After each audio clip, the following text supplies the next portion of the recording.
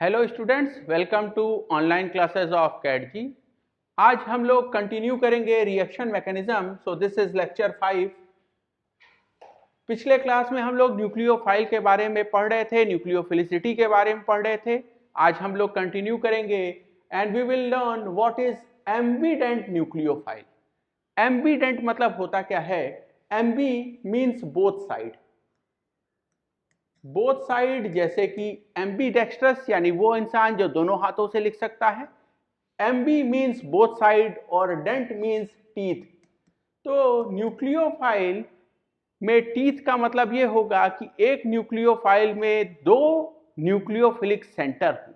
So nucleophile which possesses two nucleophilic centre is known as ambident nucleophile. कुछ example देखे जाएं। So first example is cyanide ion.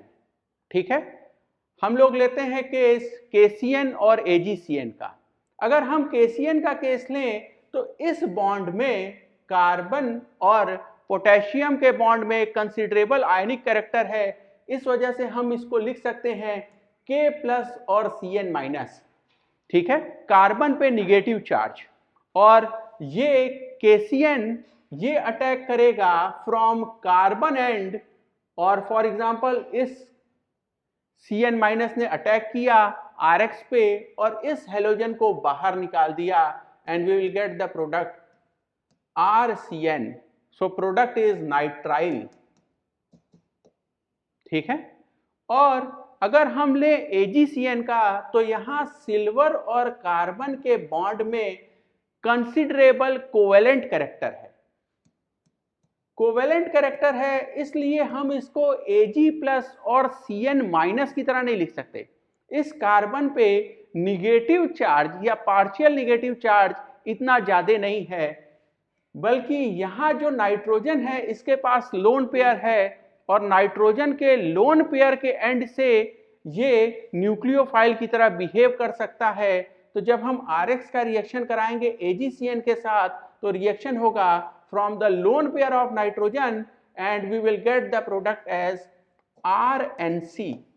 We will get isocyanide. ठीक है, अगला example लिया जाए। Next example is nitrite.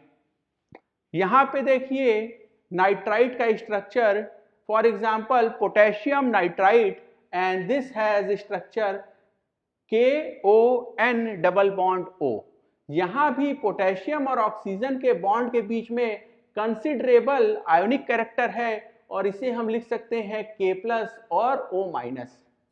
इसीलिए जब रिएक्शन होगा RX का KNO2 के साथ तो अटैक होगा इस ऑक्सीजन के एंड से, ये ऑक्सीजन के एंड से अटैक होगा और ये हेलोजन बाहर निकल जाएगा। We will get the product RON double bond O।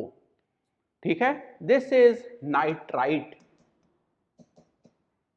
ठीक है, और अगर हम AgNO2 के साथ रिएक्शन कराएं RX का तो देखिए जब ये बॉन्ड होगा सिल्वर और ऑक्सीजन के बीच में तो यहां कंसिडरेबल कोवेलेंट कैरेक्टर है, इसीलिए अटैक होगा नाइट्रोजन के लोन पेयर से। ठीक है, तो यहां अटैक कहां से होगा? नाइट्रोजन के एंड से। अगेन हेलोजन बाहर निकल जाएगा and we will get the product RNO2। So this is nitroalkane. तो ये दो इंपॉर्टेंट एग्जाम्पल्स हैं एम्बिडेंट न्यूक्लियोफाइल के। पिछला हमने देखा साइनाइड के केस में या तो मुझे नाइट्राइल मिलेगा या तो मुझे आइसोसाइनाइड प्रोडक्ट मिलेगा, और यहां या तो मुझे नाइट्राइट मिलेगा या तो नाइट्रोएल्केन मिलेगा। कुछ और एग्जाम्पल देखे जाएं एम्बिडेंट न्यूक्लियोफाइल के। For example enolate ion. आपने कीटो इनॉल टॉटोमेरिज्म पढ़ा है, जहां आपने देखा लेट्स से अगर मैं CH3CHO इसमें कीटो इनॉल टॉटोमेरिज्म बनाऊं, so this is keto form and enol form will be CH2 double bond CHOH। और अब मैं क्या कर रहा हूं, यहां से बेसिकली एक H+ हटा ले रहा हूं ताकि ये इनॉल से क्या बन जाए, इनोलेट। और फिर देखिए ये निगेटिव चार्ज यहां और ये घूम के निगेटिव चार्ज कार्बन पे। तो आप देखिए ये निगेटिव चार्ज कार्बन पे हो सकता है, और आप अगर इसका रेजोनेटिंग फॉर्म देखें तो यही निगेटिव चार्ज आपको दिखाई देगा ऑक्सीजन पे। यहां पे भी अटैक दोनों एंड से हो सकता है, फ्रॉम कार्बन एंड और फ्रॉम ऑक्सीजन एंड, ठीक है। और ये भी एक एम्बिडेंट न्यूक्लियोफाइल है। Next bisulphide ion. Bisulphide ion का भी आप स्ट्रक्चर देखिए तो बाइसल्फाइड में इस ऑक्सीजन पे निगेटिव है, यहां ऑक्सीजन के एंड से भी अटैक हो सकता है, और इस सल्फर के पास लोन पेयर है, यहां से भी अटैक हो सकता है। यह भी एक एम्बिडेंट न्यूक्लियोफाइल है। Last example thiocyanate ion. यहां देखिए सल्फर पे निगेटिव चार्ज है जो कि रेजोनेंस से डीलोकलाइज होकर नाइट्रोजन तक पहुंच सकता है, और फाइनली आपको दिखेगा नाइट्रोजन पे निगेटिव। यहां भी अटैक हो सकता है या तो नाइट्रोजन के एंड से या तो सल्फर के एंड से, और ये भी एक एम्बिडेंट न्यूक्लियोफाइल है। तो एग्जाम्पल 1, 2 और 3 ये ज्यादा इंपॉर्टेंट एग्जाम्पल्स हैं। इनोलेट आयन पे तो हम बहुत सारे रिएक्शन भी पढ़ेंगे in the chapter ketone and aldehyde. आगे चला जाए और अगला कॉन्सेप्ट सीखा जाए सॉफ्ट एंड हार्ड न्यूक्लियोफाइल का। सॉफ्ट और हार्ड न्यूक्लियोफाइल क्या है, इस बारे में चर्चा करने से पहले हमने जो पहले कुछ सीखा है उसकी बात कर लें। CH3- का न्यूक्लियोफिलिसिटी ज्यादा है NH2- से, which is greater than OH- greater than F-। हमने पढ़ा था on moving from left to right in the same period nucleophilicity as well as basic strength decreases. अब हम बात करते हैं जब हम इस ग्रुप में नीचे जाएंगे, on moving down the group nucleophilicity और बेसिक स्ट्रेंथ का ऑर्डर बदल जाता है। मैं जानबूझ के सिर्फ और सिर्फ न्यूक्लियोफिलिसिटी का ऑर्डर लिख रहा हूं, और वो भी प्रोटिक सॉल्वेंट में। तो F- से अच्छा न्यूक्लियोफाइल होगा Cl-, उससे अच्छा Br-, और उससे अच्छा I-। यहां आपको दिखेगा I- इज स्ट्रॉन्ग और गुड न्यूक्लियोफाइल, ठीक है। स्ट्रॉन्ग न्यूक्लियोफाइल भी आप लिख सकते हैं, और आपको लगे स्ट्रॉन्ग नहीं लिखना चाहिए, then you can write good nucleophile. F- कैसा है, दिस इज पुअर न्यूक्लियोफाइल। और इस एंड पे देखें तो CH3- ये भी क्या है, गुड न्यूक्लियोफाइल। तो CH3- भी अच्छा न्यूक्लियोफाइल है और I- भी अच्छा न्यूक्लियोफाइल है, लेकिन कार्बन ये सेकेंड पीरियड का एलिमेंट है और इसका साइज बहुत छोटा है, जबकि यहां आयोडीन ये 5th पीरियड का एलिमेंट है और इसका साइज बहुत बड़ा है। तो I- अच्छा न्यूक्लियोफाइल है और C- भी अच्छा न्यूक्लियोफाइल है, लेकिन अब हम कहेंगे कि C- जो है ये एक हार्ड न्यूक्लियोफाइल है, जबकि I- जो है ये एक सॉफ्ट न्यूक्लियोफाइल है। हार्ड और सॉफ्ट न्यूक्लियोफाइल के बीच में क्या अंतर होता है देखा जाए। Soft nucleophile have delocalized lone pair or lone pair in large orbitals। अगर लोन पेयर लार्ज ऑर्बिटल में है या इलेक्ट्रॉन क्लाउड एक बड़े ऑर्बिटल में है या एक बड़े डोमेन पे डीलोकलाइज्ड है, उस केस में हम उसको कहेंगे सॉफ्ट न्यूक्लियोफाइल। डीलोकलाइज्ड है जैसे कि लेट से एसीटेट आयन, जहां ये निगेटिव चार्ज 2 ऑक्सीजन पे इक्विवेलेंट रेजोनेटिंग स्ट्रक्चर देगा, यानी यहां ऑक्सीजन कितना है, अगर हम देखें तो -½ यहां भी क्या है -½ ठीक है। या हम दूसरा एक, ठीक है, रेजोनेंस स्टेबलाइज्ड ले लें, ठीक है, बीटा कीटो, ठीक है। तो बीटा कीटो तो वहां भी बीटा डाई कीटोन, ठीक है, तो उसमें भी ये निगेटिव चार्ज दोनों तरफ डीलोकलाइज्ड होगा, ठीक है। सिमिलरली अगर हम बात करें क्यूपरेट की, तो ये एक ऑर्गेनोमेटेलिक कंपाउंड है, ऑर्गेनोमेटेलिक कंपाउंड जहां R2Cu has minus charge and lithium is +1, ठीक है। तो क्यूप्रेट ये भी ऑर्गेनोमेटेलिक कंपाउंड, ये भी एक सॉफ्ट न्यूक्लियोफाइल है। ठीक है। I माइनस क्योंकि इसका साइज बहुत बड़ा है, या RS माइनस क्योंकि यहाँ साइज बड़ा है, ये भी सॉफ्ट न्यूक्लियोफाइल है। इसके अलावा अगर आप देखें तो अमीन्स और एल्कोक्साइड, ठीक है, ये भी सॉफ्ट न्यूक्लियोफाइल की तरह बिहेव करते हैं। और इनके अलावा जो भी न्यूट्रल स्पीशीज हैं जैसे कि एल्कोहल, ठीक है, वाटर, H2S, ये सभी सॉफ्ट न्यूक्लियोफाइल की तरह बिहेव करेंगे। हार्ड न्यूक्लियोफाइल क्या है? Hard nucleophile have localized lone pair और चार्ज। ठीक है, ऐसे न्यूक्लियोफाइल जहां चार्ज लोकलाइज्ड है वो सारे हार्ड न्यूक्लियोफाइल की कैटेगरी में आएंगे। तो बेसिकली देखिए हमने यहां सब जगह C माइनस ही लिखा है इन दोनों में। ठीक है, RLI क्योंकि यहाँ कार्बन और लिथियम के बीच में जो बॉन्ड है उसमें कंसिडरेबल आयनिक कैरेक्टर है, तो कार्बन पे निगेटिव है। RLI का example for example CH3Li, CH3 minus, ये क्या है? एक hard nucleophile. Similarly Grignard reagent में भी जो कार्बन पे निगेटिव चार्ज है उसकी इंटेंसिटी काफी ज्यादा है और ये भी क्या है? एक हार्ड न्यूक्लियोफाइल है। OH माइनस ये भी हार्ड न्यूक्लियोफाइल है।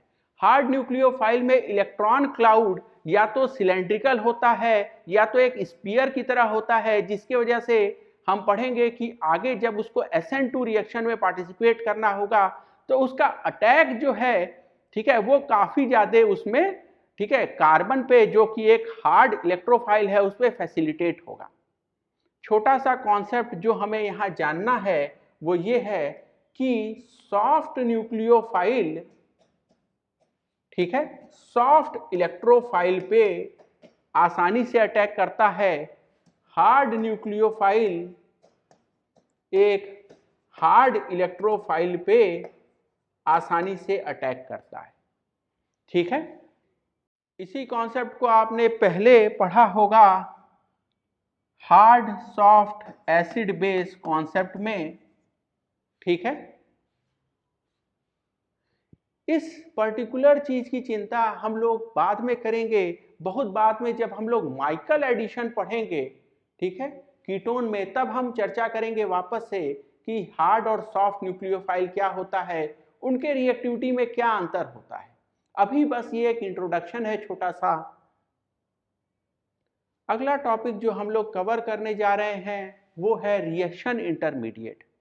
रिएक्शन इंटरमीडिएट में हम पहले ही पढ़ चुके हैं कुछ इंटरमीडिएट जिनके बारे में हम फिर से चर्चा करेंगे। तो पहला है free radical denoted by R dot. Next is carbocation. Carbocation आप देखिए दो शब्दों से बना है, कार्बन और कटायन, यानी यहाँ पे कार्बन पे प्लस चार्ज होगा, denoted by R plus. Third is carb anion, यानी यहाँ कार्बन पे निगेटिव चार्ज होगा, this is denoted by R minus. अगला है कार्बीन। कार्बीन वो स्पीशीज है जहां कार्बन के आउटर मोस्ट शेल में 6 इलेक्ट्रॉन्स ही हैं और ओवरऑल स्पीशीज न्यूट्रल है। ठीक है, आगे चलेंगे तो हम लोग बात करेंगे सिंगलेट कार्बीन क्या है, ट्रिपलेट कार्बीन क्या है, लेकिन वो तब जब हमें जरूरत पड़ेगी। सिमिलरली नाइट्रीन, यहाँ पे नाइट्रोजन का ऑक्टेट इनकम्प्लीट होता है। इनफैक्ट नाइट्रोजन के पास आउटर मोस्ट शेल में 6 इलेक्ट्रॉन होते हैं, बिल्कुल कार्बीन की तरह, जहां कार्बन के आउटर मोस्ट शेल में 6 इलेक्ट्रॉन्स हैं। ये भी एक न्यूट्रल स्पीशीज है और इलेक्ट्रॉन डेफिशिएंट स्पीशीज है। लास्ट जो हमको बात करनी है वो है बेंजाइन की। तो बेंजाइन क्या होता है? बेंजाइन को आप समझिए, सबसे पहले आप बनाइए बेंजीन। तो बेंजीन क्या है? ये स्ट्रक्चर बन गया मेरा बेंजीन का। ठीक है, और बेंजीन बनाने के बाद मैं ये इन शब्द मिटा के यहां लिख देता हूं YNE। ठीक है, तो अगर मैं यहां लिख देता हूं आइन, यानी कि अब यहां एक और बॉन्ड मैं बना दूं, ठीक है, तो बेंजीन से ये बन गया बेंजाइन। इंपॉर्टेंट चीज क्या है कि ये जो कार्बन है जिसके बीच में ये ट्रिपल बॉन्ड है, ये जो लास्ट बॉन्ड बना है, ठीक है, ये p ऑर्बिटल के ओवरलैप से नहीं बना है, बल्कि जब आप बेंजीन बना लेंगे और एक जो sp2 ऑर्बिटल, ठीक है, इन दो sp2 ऑर्बिटल के ओवरलैप से ये तीसरा, ठीक है, ये बॉन्ड बना है। इसी वजह से ये वाला जो पाई बॉन्ड है ये बहुत ही कमजोर है और बेंजाइन एज ए स्पीशीज भी अनस्टेबल है।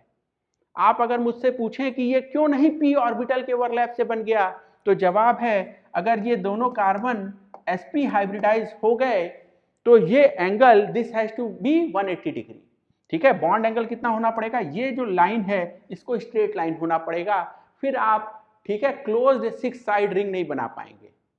यही वजह है कि ये जो तीसरा बॉन्ड बना है ये p ऑर्बिटल के ओवरलैप से ना बनके दो sp2 ऑर्बिटल के ओवरलैप से बना है, और यही वजह है कि बेंजाइन एक अनस्टेबल स्पीशीज है, ठीक है।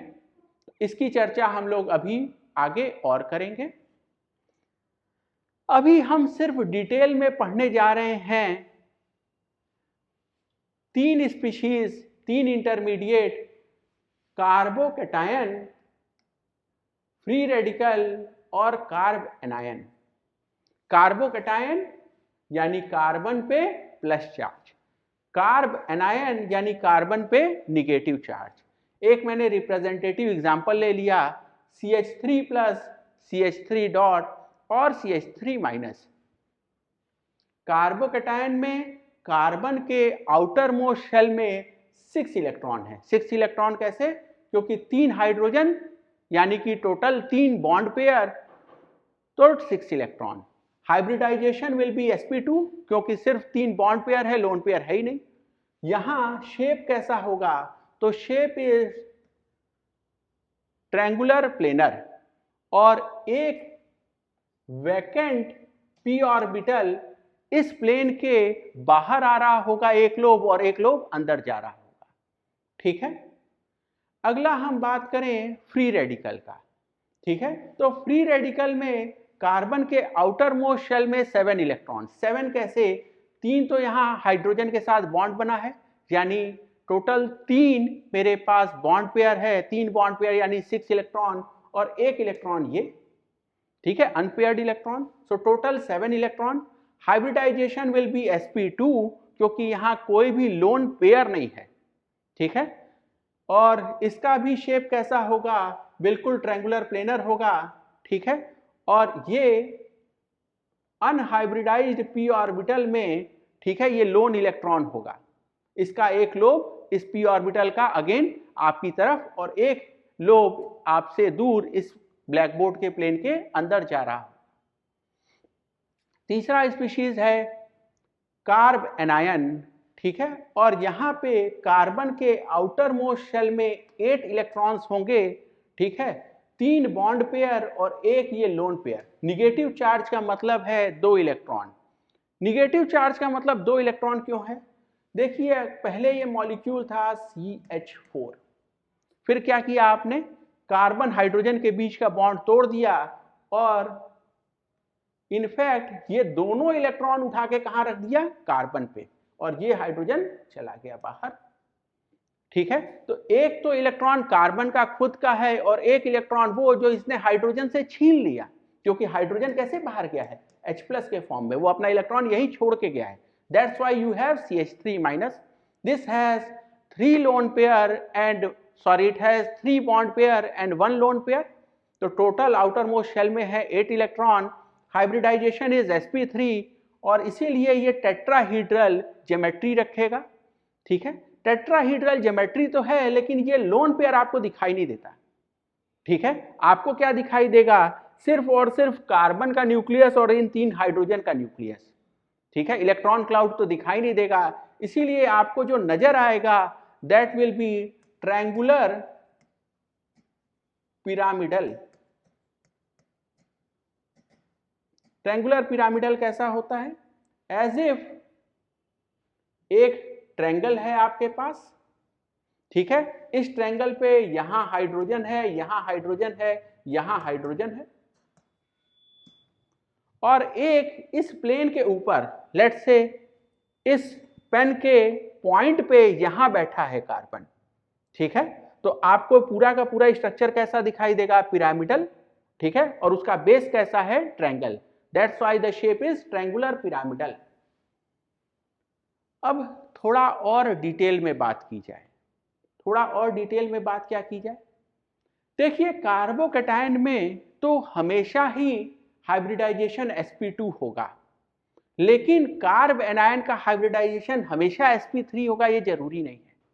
देखा जाए कब कार्ब एनायन का हाइब्रिडाइजेशन sp3 के अलावा कुछ और भी हो सकता है, तो एक एग्जांपल मैं लेता हूं, CH2 minus CH double bond CH2।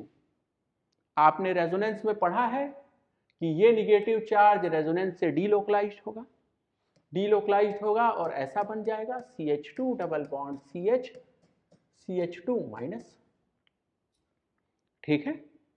अब ये समझिए कि रेजोनेंस होता क्या है, resonance is delocalization of pi electron और पाई बॉन्ड, लेकिन ऐसा होने के लिए जरूरी क्या है कि इस कार्बन का p ऑर्बिटल, इस कार्बन का p ऑर्बिटल और इस कार्बन का p ऑर्बिटल, ठीक है, ये सारे के सारे एक दूसरे के साथ लिटरली ओवरलैप कर पाए, और यही वजह होगा कि इलेक्ट्रॉन क्लाउड निगेटिव चार्ज जो पहले यहां है वो यहां आ सकता है और यहां से यहां जा सकता है, ठीक है।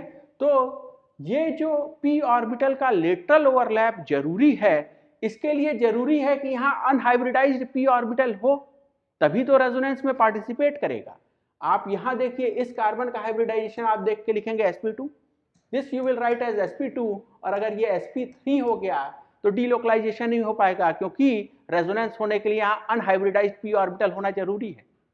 अच्छा एक बात और ध्यान दीजिए, अगर मान लीजिए किसी ने ये रेजोनेटिंग स्ट्रक्चर के जगह ये रेजोनेटिंग स्ट्रक्चर देखा तो वो क्या कहेगा, sp2 sp2, और अगर वो कम जानता है तो इसको लिख देगा sp3। अब एक बात और, canonical structures are hypothetical structures, न ये स्ट्रक्चर असली है न ये स्ट्रक्चर असली है। असली स्ट्रक्चर क्या है, रेजोनेंस हाइब्रिड, और रेजोनेंस हाइब्रिड कैसा दिखेगा, resonance hybrid is partial negative यहां, पार्शियल निगेटिव यहां, एंड ओवरऑल चार्ज इज -1, ठीक है। और अगर आपने सीधे रेजोनेंस हाइब्रिड देखा तो आप इसको भी कहेंगे sp2, ये तो sp2 कहेंगे ही, and this is also sp2। तो ध्यान दीजिएगा कि कार्बन आयन हमेशा, ठीक है, sp3 हाइब्रिडाइज हो ये जरूरी नहीं है, ठीक है। अब हम लोग थोड़ा बात और कर लिया जाए फ्री रेडिकल का भी, ठीक है। आप देखिए carbocation sp2 hybridize, carbanion sp3 hybridized, और इन दोनों के बीच में है फ्री रेडिकल, यहां 6 इलेक्ट्रॉन, यहां 8 इलेक्ट्रॉन, और इन दोनों के बीच में ये 7 इलेक्ट्रॉन। क्या सभी के सभी फ्री रेडिकल जरूरी हैं कि वो sp2 हाइब्रिडाइज्ड हों और ट्रायंगुलर प्लेनर हों? जवाब है नहीं। आप CH3 डॉट को देखेंगे तो वो आपको दिखाई देगा ट्रायंगुलर प्लेनर, लेकिन अगर आप एक दूसरा फ्री रेडिकल देखें, लेट अस से CF3 dot, CF3 dot is sp3 hybridized and shape is again triangular pyramidal,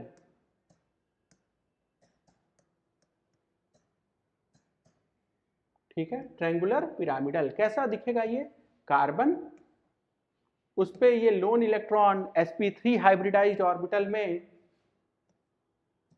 ये एक फ्लोरीन, ये एक फ्लोरीन, ये एक फ्लोरीन, ठीक है। ऐसा क्यों हो रहा है, क्योंकि फ्लोरीन के पास भी बहुत सारे लोन पेयर हैं, ठीक है, और ये लोन पेयर और ये अनपेयर्ड इलेक्ट्रॉन आपस में एक दूसरे के लिए रिपल्शन क्रिएट करते हैं, ठीक है। और यही वजह है कि इनसे ज्यादा से ज्यादा दूर रखने के लिए, अगर आप इसको देखते ऐसा अगर शेप होता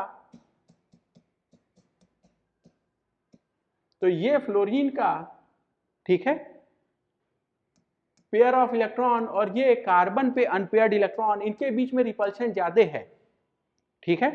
और अगर हमने ये शेप ले लिया कैसा, ठीक है, टेट्राहीड्रल, ठीक है, उस केस में मुझे क्या दिखाई देगा, उस केस में मुझे दिखाई देगा कि ये रिपल्शन कम हो गया, क्योंकि ये पेयर ऑफ इलेक्ट्रॉन और ये अनपेयर्ड इलेक्ट्रॉन एक दूसरे से दूर चले गए, ठीक है। अगेन अगर मैं बात करूं तो मुझे ये इलेक्ट्रॉन क्लाउड तो दिखाई नहीं देता, मुझे क्या दिखाई देगा, ये कार्बन का न्यूक्लियस और इन 3 फ्लोरीन का न्यूक्लियस, ठीक है। और अगेन शेप क्या दिखाई देगा, ट्रायंगुलर पिरामिडल। एक बार वापस से चला जाए और इधर देखा जाए इस शीट में वापस, जहां हम कह रहे थे, ठीक है, कि कार्बोकैटायन और कार्बन आयन के बीच में है फ्री रेडिकल, तो अगर ये फ्री रेडिकल है CH3 डॉट, तो ये ज्यादा रिजेंबल करता है किसको, CH3 प्लस को। और अगर यही CF3 डॉट है तो ये ज्यादा रिजेंबल करता है किसको, CH3 माइनस को, ठीक है। तो CH3 dot was like CH3 plus, जबकि CF3 dot is more like, ठीक है, कार्ब एनायन। ये पॉइंट क्लियर हुआ। तो हमने सारे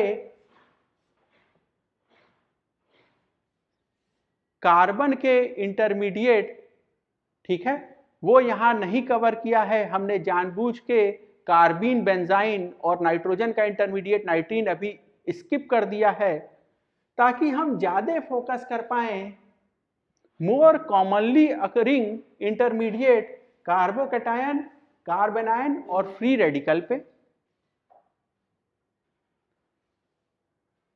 अब हम लोग बात करेंगे कि ये जो मेरे इंटरमीडिएट हैं कार्बोकैटायन, कार्बन आयन और फ्री रेडिकल, ये बनते कैसे हैं। So these intermediates are formed from bond fission और बॉन्ड क्लीवेज।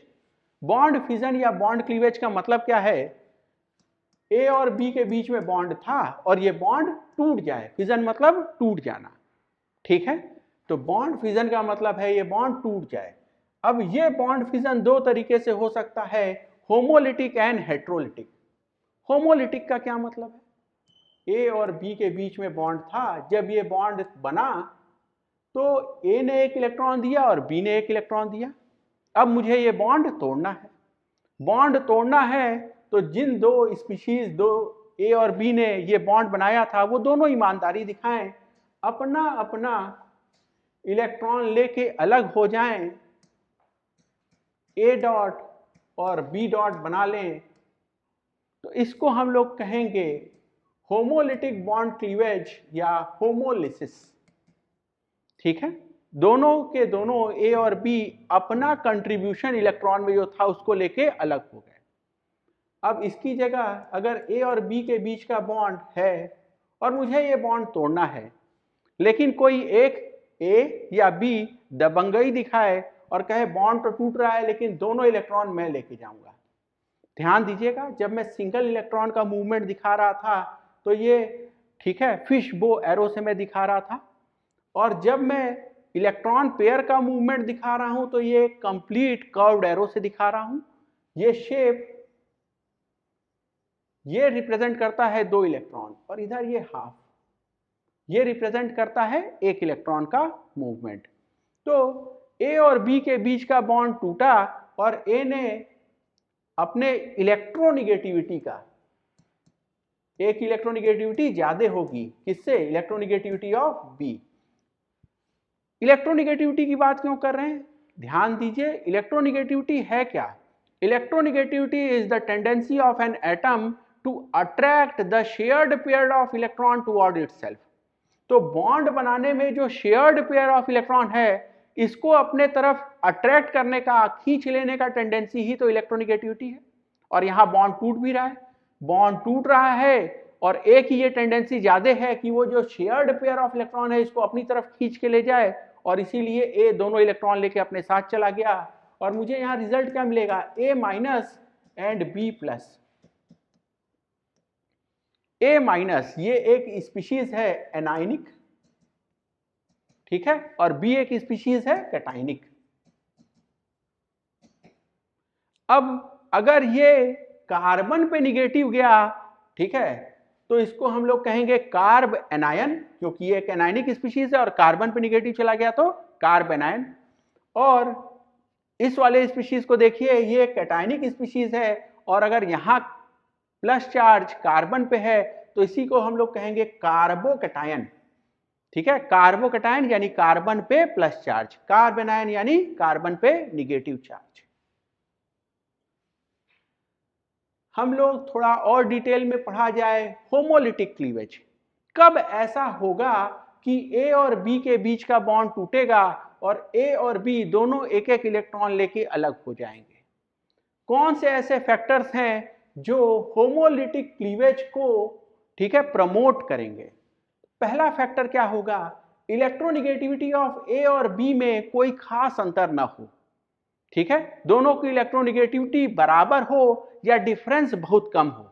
ऐसा कब होता है? नॉर्मली ऑर्गेनिक केमिस्ट्री की बात करें तो जब कार्बन कार्बन बॉन्ड टूट रहा हो या sp3 कार्बन और हाइड्रोजन के बीच का बॉन्ड टूट रहा हो, ठीक है, दोनों अगर कार्बन ही है तो दोनों की इलेक्ट्रोनिगेटिविटी बराबर होगी, ठीक है, और अगर एक sp3 कार्बन है इलेक्ट्रोनिगेटिविटी 2.5 और एक हाइड्रोजन है इलेक्ट्रोनिगेटिविटी 2.1, तो भी इलेक्ट्रोनिगेटिविटी का डिफरेंस बहुत बड़ा नहीं है और बॉन्ड क्लीवेज कैसा होगा? होमोलिटिक क्लीवेज होगा। अगला फैक्टर जो इस बात को प्रमोट करेगा वो है हीट और लाइट।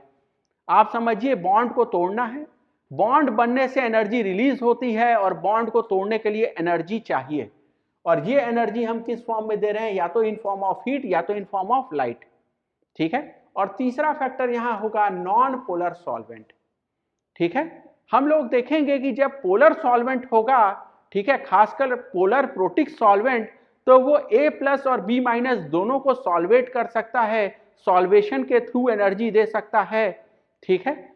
इसीलिए हम लोग देखेंगे non polar solvent promotes homolysis. हमने फ्री रेडिकल इंटरमीडिएट देखा है, इसके बारे में थोड़ी और चर्चा कर लें। फ्री रेडिकल इंटरमीडिएट जैसे CH3 डॉट या CF3 डॉट, ठीक है। तो पहला इंपॉर्टेंट पॉइंट होगा कि these are electron deficient species, क्योंकि कार्बन के आउटर मोस्ट शेल में 7 इलेक्ट्रॉन्स ही हैं, कार्बन का ऑक्टेट पूरा नहीं है, इसको अपना ऑक्टेट पूरा करने के लिए अभी भी इलेक्ट्रॉन्स की आवश्यकता है, ये एक इलेक्ट्रॉन डेफिशिएंट स्पीशीज है। अगला, ये एक न्यूट्रल स्पीशीज है, ना तो मैंने इस कार्बन पे प्लस लिखा ना तो माइनस लिखा। ये न्यूट्रल क्यों है? क्योंकि जब ये बॉन्ड टूट रहा था तो कार्बन ने अपना शेयर ऑफ इलेक्ट्रॉन लेके चला गया, ना तो पड़ोसी का लिया ना तो पड़ोसी को दिया, ठीक है। तो ये एक न्यूट्रल स्पीशीज है। अब अगली बात देखी जाए, क्योंकि यहाँ 7 इलेक्ट्रॉन्स हैं, यानी एक अनपेयर्ड इलेक्ट्रॉन है, एक अनपेयर्ड इलेक्ट्रॉन की वजह से ये स्पीशीज कैसी होगी? पैरामैग्नेटिक, ठीक है। अगर पेयर्ड इलेक्ट्रॉन्स होते तो ये डायामैग्नेटिक होती।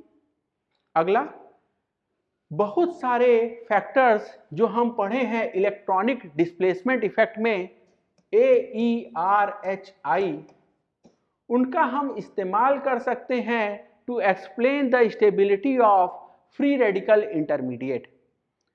ध्यान दीजिए, एरोमेटिसिटी का क्या कहना है? 4n+2 पाई इलेक्ट्रॉन्स, ठीक है, 4n+2 पाई इलेक्ट्रॉन्स। यहां सारे इलेक्ट्रॉन्स का पेयरिंग होना जरूरी है। तो कभी भी ऐसा नहीं हो रहा होगा कि फ्री रेडिकल बनने की वजह से किसी भी स्पीशीज में एरोमेटिसिटी आ रही हो, ठीक है। फ्री रेडिकल बनने की वजह से एरोमेटिसिटी नहीं आ सकती। हाँ, ये आप जरूर कह सकते हैं कि CH2 डॉट और उसके साथ अगर pH लगा है तो ये एक एरोमेटिक फ्री रेडिकल है। लेकिन ध्यान दीजिए, एरोमेटिसिटी का कारण यहां बेंजीन रिंग है, ये बॉन्ड टूटा और यहां फ्री रेडिकल जनरेट हुआ, इसके वजह से ये स्पीशीज एरोमेटिक नहीं हो रही है, ठीक है। इसीलिए हम ये एरोमेटिसिटी वाली चीज यहां से काट दें, ठीक है। फ्री रेडिकल बनने की वजह से कोई स्पीशीज कभी भी एरोमेटिक नहीं हो सकती। इक्विवेलेंट रेजोनेटिंग स्ट्रक्चर की कंडीशन होती है कि यहां पे सभी का ऑक्टेट पूरा होना चाहिए और निगेटिव चार्ज अगर है तो वो मोर इलेक्ट्रोनिगेटिव एलिमेंट पे होना चाहिए, जैसे कि ऑक्सीजन। पेयर ऑफ इलेक्ट्रॉन तो यहां है ही नहीं, ठीक है, ऑक्टेट कभी पूरा होगा ही नहीं, ये तो फ्री रेडिकल है, यानी ई भी यहां एप्लीकेबल नहीं होगा। कुल मिला के अगर हम फ्री रेडिकल की बात करें तो वो स्टेबलाइज हो सकता है आर रेजोनेंस से, हाइपर कॉन्जुगेशन से या इंडक्टिव इफेक्ट से। ठीक है, इस चीज की चर्चा अब हम लोग अगले क्लास में करेंगे जब हम लोग पढ़ेंगे formation of free radicals and stability of free radicals. Thank you.